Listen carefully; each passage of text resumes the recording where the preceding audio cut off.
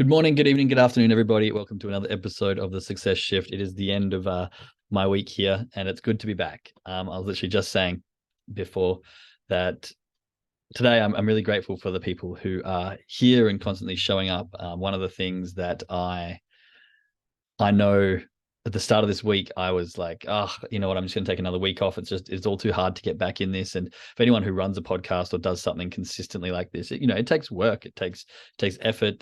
There's beforehand prep. There's organization. There's making sure that you know your material. There's the actual energy required to do the presenting and to be here. And then after edit and collaboration of all the material and stuff like that. So there's a bit of work that goes into it. And at the start of this week, I was just like, bugger it, I can't be bothered. I'm just going to do, and have another week off. And then the reason that I share this is because I'm grateful for the people who are here, because one of the things I thought was people keep rocking up and they're here every morning, and that, I've got messages saying, are you coming back, and all this sort of stuff. And so I was actually forced in a way, not forced, but I felt obligated to come back and be here for the few of you that are here every single morning and that keep showing up and that are getting such good value out of this. So I'm really grateful for you guys today. It definitely makes a difference, and it kind of forces me into showing up. And I know in my interview with Teresa, who's my mentor and trader, she said one of the biggest things that helped her was having the community of people who were there wanting to learn and wanting to be showing up every morning and being there, which kind of drove her on the days that she didn't want to show up, that drove her to show up. And that's half the battle is rocking up and being here, being present, and then learning from it and trying to take as much out of each experience. So thank you to all the ones that are here and that made me feel a little bit obligated to come back this week. And by the end of the week, which is today, I'm feeling great that I did it. It's just the routine, getting back on the horse and getting things going. So much appreciation and gratitude goes to all of you. In the chat here we have, I'm so grateful for this community. Thank you.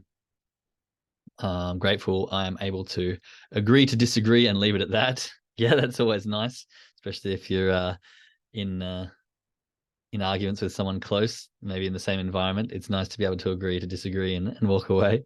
I know I've got some friends that we both have trouble doing that, only particular friends, but it's all in good fun most of the time. So I'm grateful for your commitment, Jake. Thank you so much, everyone in here. I'm so grateful for this community.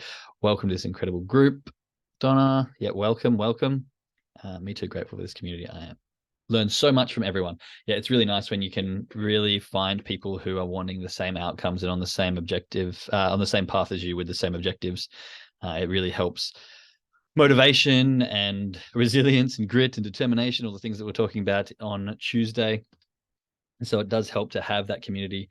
And I often say community-based learning is incredible for these exact reasons, showing up for others and feeling a sort of commitment to other people and that accountability. We speak about accountability in trading so often. If you do have a good accountability partner, just showing up to them with a bunch of horrible trades, you sort of feel a bit like, oh, maybe I shouldn't take so many trades, or maybe I should be a bit more disciplined, or maybe I should follow my rules so I can come to my accountability partner with some good news. And the same kind of thing here. I've got a group of people showing up every morning and I'm accountable. I got to show up and just have some consistency and routine for them, as if not for myself. So great way to sort of, I don't want to say force yourself, but reinforce the routine of consistent learning.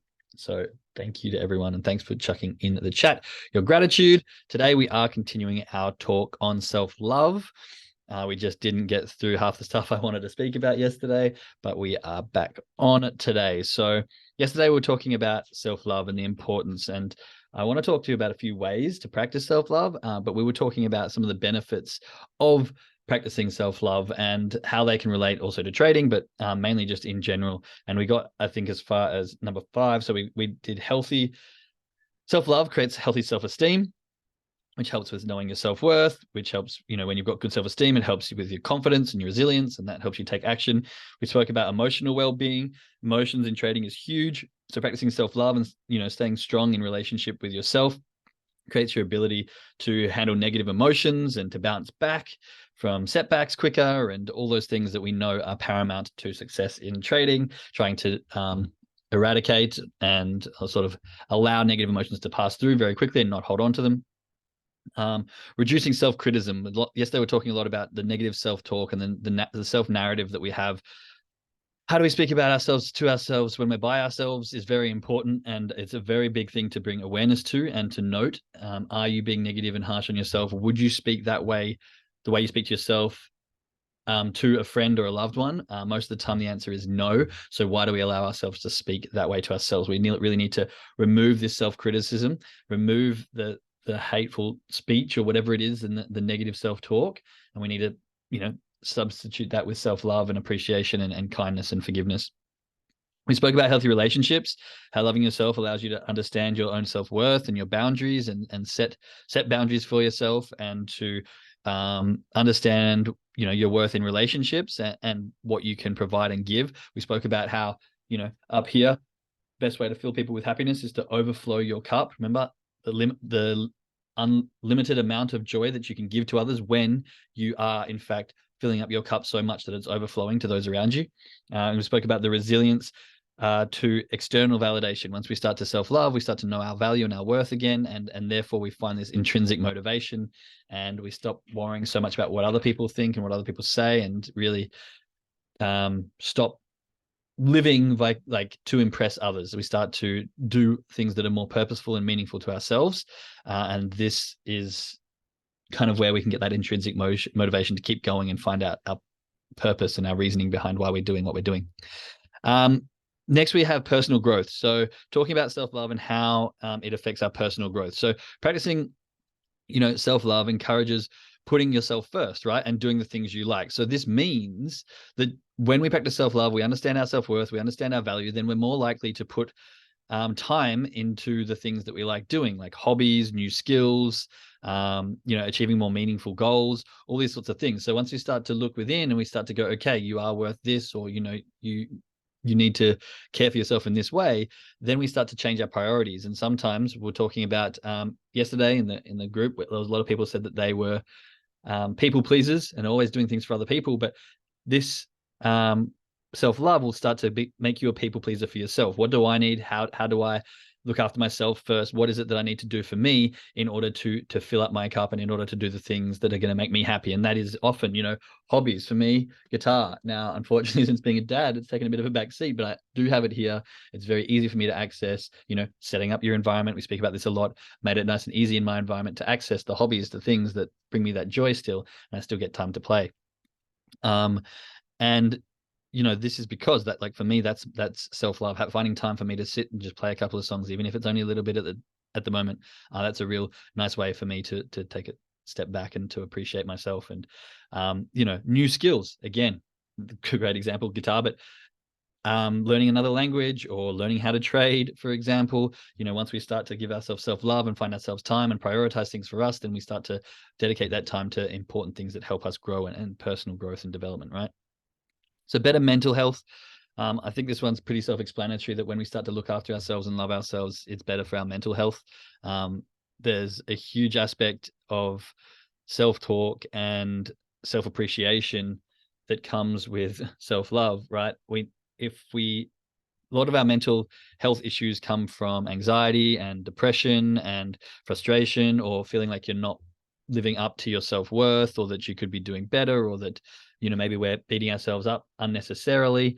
And yeah, like I said, just practicing self-love really helps in these areas. If we start to be kind to ourselves, then we don't feel such disappointment for not reaching our goals. We don't feel such anxiety for not performing. That expectation versus reality starts to come a bit more in line. Often we have this huge expectations of ourselves, so high that we wouldn't put on anyone else. Like, we wouldn't expect other people to do that, but we expect ourselves to do that. And then, that self-narrative, that defeating self-narrative comes in when we don't meet and reach those expectations. And so this can be very hard if you're consistently living. Imagine if you were consistently living with someone who was just tearing you to shreds, like, oh, you're useless. I can't believe you couldn't do that. How'd you mess up this time? What the fuck was that? How could you? All this negative self-talk that we say to ourselves. If that was an external environment, you'd either snap and be like, hey, piss off. Like, that's not how you speak to someone. Or you'd move, or you'd have a breakdown, right? But unfortunately, a lot of the time when we're not practicing self-love, this is what we're doing to ourselves, but we're allowing it to go on silently, internally. And this perpetuating conversation ends up, I think we spoke about this a few weeks ago, that the expectations you set on someone ends up being kind of how they behave. And so if we set, I think it was called the golem effect, if we expect someone to be pathetic and useless and no good at everything, over time they're going to end up performing that way. And the same thing, what's the name of the opposite effect? It slipped my mind right now. My apologies. There's an effect that's very, very similar, but in the opposite direction, where if we expect someone to be really good and we start to like treat them as if they're really good, and we expect them to perform in a certain way, and start giving them the tools and the praise as if they are doing it that way, then eventually they're going to feel that role and start to be that way. So if we're doing that to ourselves, how are you doing it to yourself? Are you doing it in a negative way, or are you doing it in a positive way? Are you expecting yourself to be this amazing thing, but then beating yourself up when you're not performing, or expecting yourself to do better and then rewarding yourself with kindness and forgiveness when you're not quite there, but appreciating your lessons and your growth along the way? So we have to understand self-awareness. How are we speaking to ourselves about ourselves when we're by ourselves? What are the expectations we have for ourselves? Are they realistic? Are they unrealistic? Are we beating ourselves up when we're not meeting them, or are we learning and encouraging and guiding to those lessons when we're not meeting those expectations? Okay. Positive reinforcement and encouragement. Spot on, Yvonne. Exactly. So we've got to look at these things and how we're talking to ourselves. And I want you to think about how you treat others. Really think about a relationship that you've got. Maybe it's your partner, maybe it's your sibling, maybe it's one of your best friends, maybe it's a coworker. And then whenever you have some self-dialect and some kind of conversation with yourself, think about, would you verbalize that to someone else? And if you wouldn't, why are you doing it to yourself? But on the contrary, if it's a very loving and uplifting, that's great. And then we should be doing that to other people as well. So we need to kind of just keep in check the way we're speaking to ourselves and that love that we're giving ourselves. And if it's beneficial, we can share that. And if it's not, then why are we being so hard on ourselves?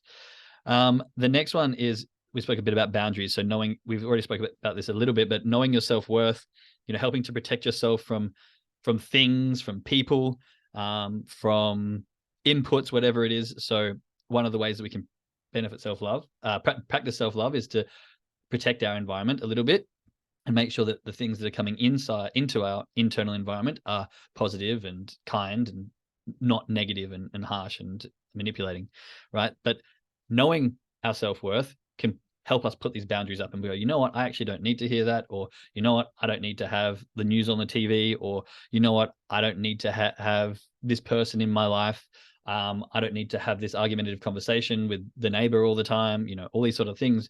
When we start to know our self-worth, we can just put up our boundaries. And this is actually one thing that I've found on my entrepreneurship journey is, when I first started, there was a lot of people giving me flack online. You get your friends or old school colleagues just giving you shit, like, how can you do it this way? Or especially network marketing, that was a big one to take a couple of hits. And then people from where I'm from in Perth, Western Australia, the wages are pretty good. People have pretty good jobs there. So I got a bit of flack of like, oh, why are you traveling and doing all this? Like, why don't you just come back and get a job? All these kinds of things, which I originally started to be very defensive about and kind of defended myself and got into these online arguments. And really, when I look back at it now, I'm like, wow, I clearly didn't know my own self-worth, and I didn't know my own values there. And I engaged in this behavior, which was just detrimental because it was just ongoing. And there was no, even if I won the argument, there was no benefit to me. And if I didn't, I would just get more hurt thrown at me, which I'd have to like grunt and bear and wear. And so the ability to know your boundaries and be like, I don't need to engage in this bullshit, like that comes from self-love and self-worth and understanding like high self-esteem and knowing who you are and why you're doing what you're doing. Now that by practicing this, we can go, yeah, I don't this. Now, when I get these comments or these messages, it's just like water off a duck's back. It's like, yeah, okay, cool opinion, on to the next. Like, it takes very little, if none, of my time, apart from maybe reading the comment and then dismissing it just as quickly.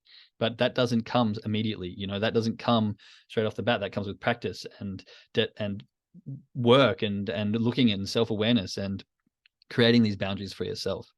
Okay. The next thing, self-love creates or helps with enhanced decision-making. And honestly, in trading, this is a massive thing. I know lots of people can get easily manipulated by what happens on the charts. So we have this market movement, sometimes market manipulation. This evokes emotion. The price action candles are there to evoke emotion. You see them jump up and jump down, and it's only an influx of 5 seconds, and you've got, boom, something happening, movement happening. Your sensory input comes in, emotions rise. You forecast all of this is the emotional feedback loop. I think I wasn't talking about this recently. I was filming it for the trading plan course. But this is the emotional feedback loop, where we have a sensory input. All of a sudden, your brain starts to think of all the possible future outcomes and then depict on what could happen based on previous outcomes. And we go into this world of emotions, and these thoughts remunerate in our head and continue to repeat. And then all of a sudden, the ones that stick around the strongest build an emotion. Once that emotion's high enough, what happens? We take an action, and then that action depends on the emotion that was the strongest. Once we take that action, more price movement happens, more observations come, and then the process kind of repeats. And we want to try and break out of this, okay? And so having good self-love practice and knowing ourselves and really understanding who we are and our values and stuff will lead to better decisions, okay? When you value yourself and your skills, like think about some of the reasons where we jump into a trade because of like a quick candle movement often comes from us not really trusting ourselves and be like, oh, maybe I'm wrong. Maybe, just maybe this candle is actually the thing. And I didn't interpret the rest of it. And the price is actually going to fly up, and then I'm going to miss it. And I'm going to feel all this like FOMO. And you know what? I may as well just enter. But once you know your ability and know your skill and know that you know the charts, it becomes easier to go, no, that's not right. Like even if this candle paints bullish engulfing, there's this, and this, I don't even really care. We were kind of speaking about this yesterday on the call, actually. And I did want to say something, but I got distracted. But often, sometimes you'll hear us say that, okay, I know for me right now, I'm not taking, like, let's just say I'm not taking counter trend trades, and it's trying to set up with a counter trend trade. But for me, that's not on my trading plan. So what I need is for it to come back down to reach our EMAs so it can go back up with the trend. But then you see this big bearish engulfing candle, and you're like, oh, actually, maybe this is going to be a move. And it could be a move that moves down, but you're already decided that you don't want to take that trade. Okay, but then when you see this big movement of candle, and then it actually looks kind of pretty, and you think, actually, maybe it will move these 14 points and I could get something, and all this emotions. And this is like trading with emotion, because you've already seen the bigger picture and decided, no, this isn't where I want to be. This isn't my comfortable place. This isn't a situation where I want to be involved, because my trade management might not be the same. Maybe the exits will happen too quickly. Maybe I won't actually be seeing the full movement. It might wick down and then come back up, but I may miss it because it's actually a very small move. All these things which your initial decision made, but now that there's a flicker of price action and movement, your emotions kind of influence you to make a change with that. It's like, oh, you know what? Actually, why don't we try this? Why don't we entertain it? Why don't we look into it? But if you know your self-worth and you trust yourself and you really believe in your own ability and you have your trading plan and you believe in the strength of your own trading plan and you know that you've back tested it and done the work in the past to make it strong and sturdy, 99% of the time, it's going to be better off to follow that trading plan, right? The few times that it doesn't means that if you don't follow your trading plan, there's always a probability that you'll still end up in a trade. But this creates bad habits, which over the longevity of your trading career are not going to be net profitable. So we need to actually go back and trust that ability and go, you know what? Self-love, right? I do know and believe in my own ability. I do trust and know the things that I'm doing. And I do trust and believe in this situation or this trade. And so even though there's some motion or movement, I'm not going to indulge that price action manipulation, and I'm just going to allow it to be what it is. And that comes from that trust and that self-love and that ability to really know yourself and your ability and your skills within that particular field. And this doesn't have to be just trading. This can be anything, right? If we have pride and self-worth and trust in our own ability, which comes from self-love, then we're able to make decisions a lot easier, a lot faster, and stick to those decisions with a lot more strength and confidence. Chuck some ones if that makes sense, because this is quite an important aspect, which people I don't think pick up on. Self-love does help with decision-making. And it becomes from that trust in self and that ability to know that you know what you're doing. Okay?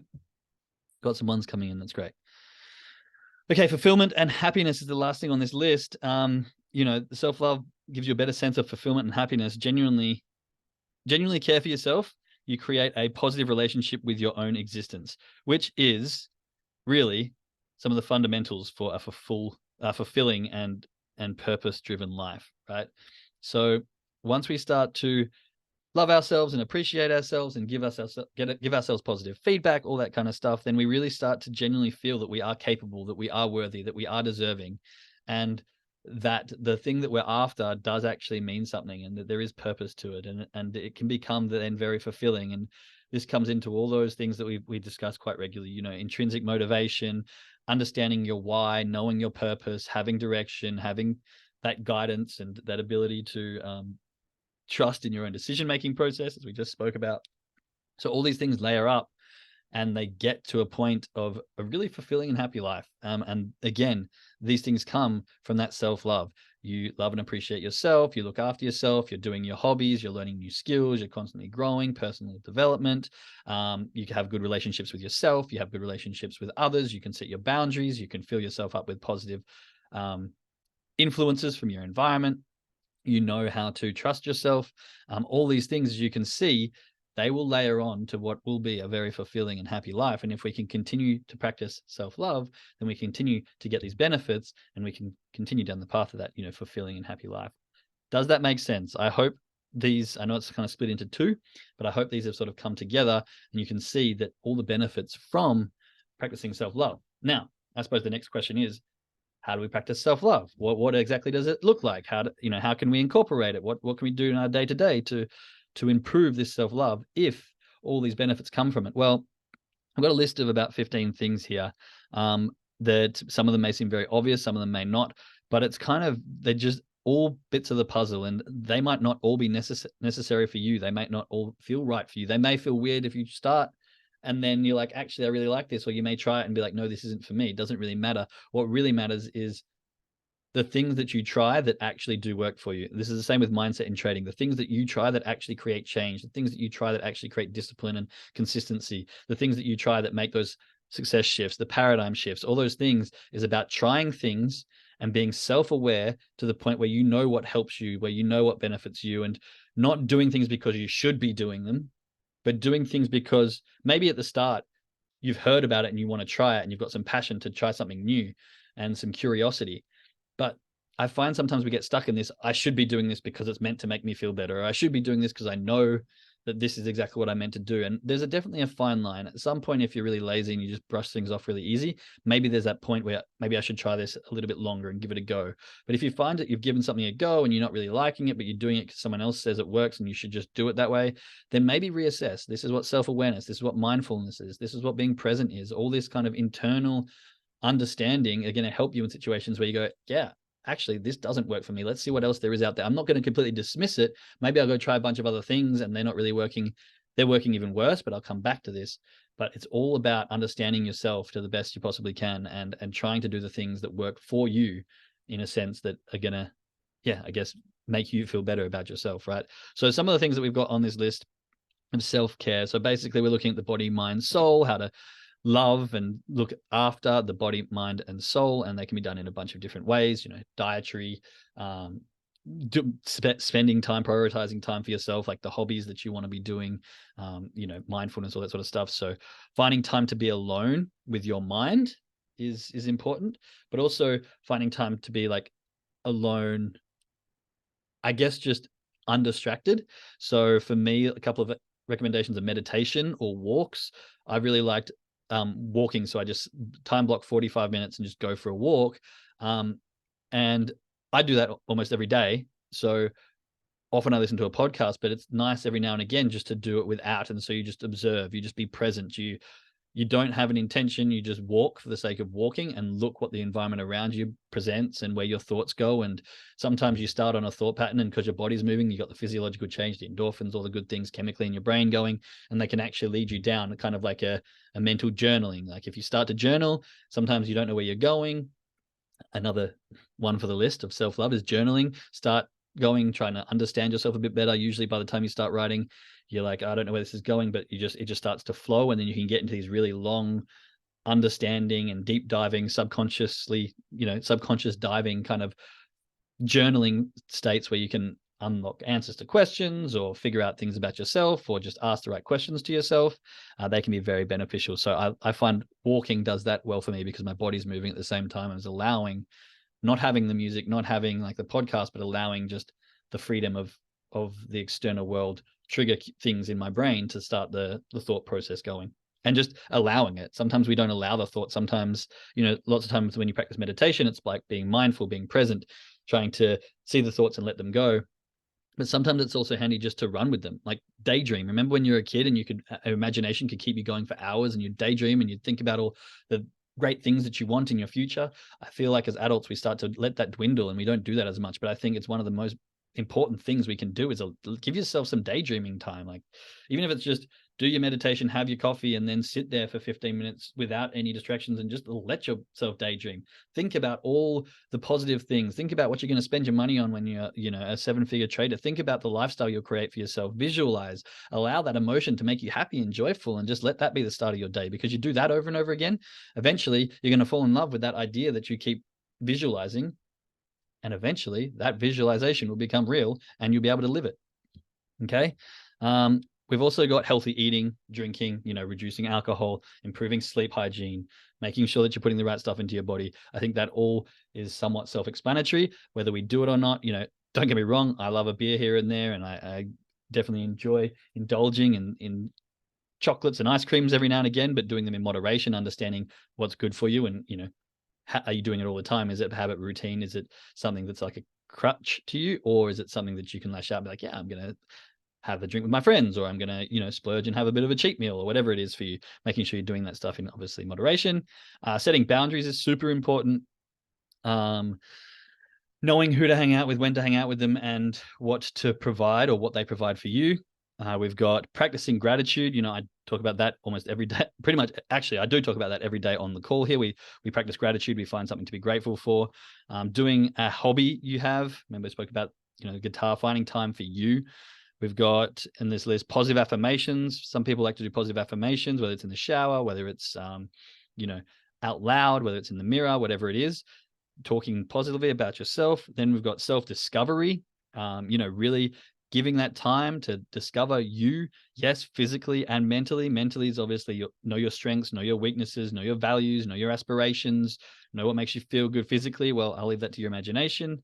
9, we've got mindfulness. So becoming present in everyday moments, giving yourself the opportunity to be really present. And I found, because since becoming a father, this is super important. Sometimes I'll take, my office is here, and one door away is the play area where I play with my son. And it's very easy to be sending a message or have to, release a course or do something for coaching. And then I'm taking it into the next room and I'm on my phone still, and I'm not actually present with my son.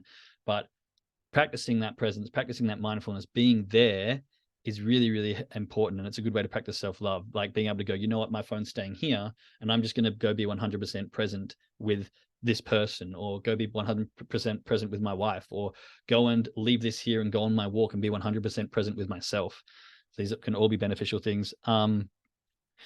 Creating a positive environment, friends who you surround yourself with, social media, if you do like, so I'm not being a social media Nazi here and saying don't do any of it. Like, just make sure that maybe it's positive. Make sure that you've got good quotes or affirmations, or you're following people who you aspire to be, or you're listening to podcasts, or you're getting, information from those around you that you actually want help from and want growth from.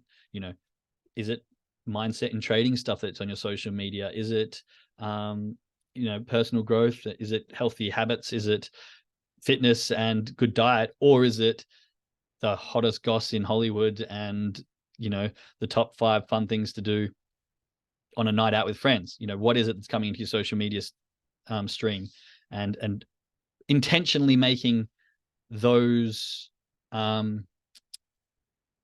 algorithms work to your benefit and not to the opposite. Also, friends, people you hang around with, are they benefiting you? Are they not? What is your environment like? Then self-forgiveness, self-kindness, self-reflection, and of course, never stop learning. Always give yourself time to learn and grow and develop, which I think most of the people who are on calls like this are doing exactly that. Okay, so wrapping it up here, we've kind of gone a little bit over time, but I hope that made sense. I hope that you can really understand the importance of self-love, find a few ways to actually implement it, and understand the benefits from continuously practicing self-love in multiple different ways, and ways that work for you. It can help you in every aspect of life, and it can obviously help in trading, as we've spoken about today. So put some of them into practice. Let me know what you're doing. Let me know what's working for you. Feel free to engage. If there's other things that you think are going to be benefit that I've missed, let me know, because I'm always looking and I'm always learning and I'm always growing. So I want to know anything that's going to help me down my future and my growth. But for our traders, let's jump over to the trading call and make sure that we have our journal right out in front of us, ready to journal. You've done your lot size calculation. You've done your brain warm up. how much you're going to be risking in your trades today, and you've got your journals there and all the things that we speak about. To those listening on the podcast, much love, and I'll see you again next week. Thanks, everyone.